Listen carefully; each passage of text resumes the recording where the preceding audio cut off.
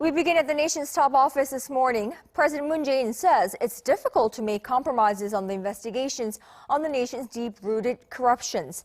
Now, those remarks came during his meeting with senior officials and opinion leaders from previous administrations on Thursday. He also vowed to never give up on his efforts to communicate with the opposition parties and those who are opposed to his policies. Those from the previous governments advised the president to keep integration in mind. Hee-jun reports. President Moon Jae-in says that there can be compromise only once the truth is revealed about the deep-rooted evils in society and when there is a consensus for building a new nation.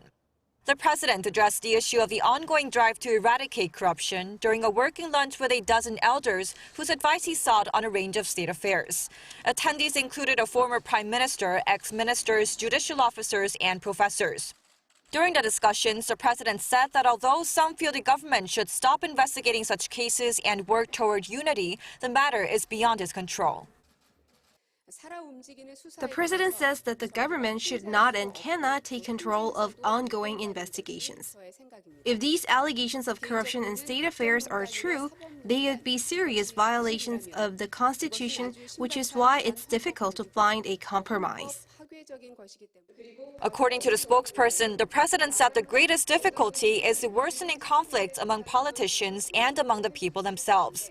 He said that he will work harder to try to bring them together despite their differences.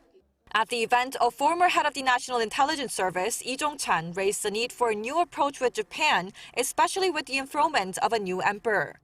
President Moon agreed to that. He said such relations are crucial for the country's national security and for economic development, but pointed out that the unfortunate history between the two sides is complicating the situation.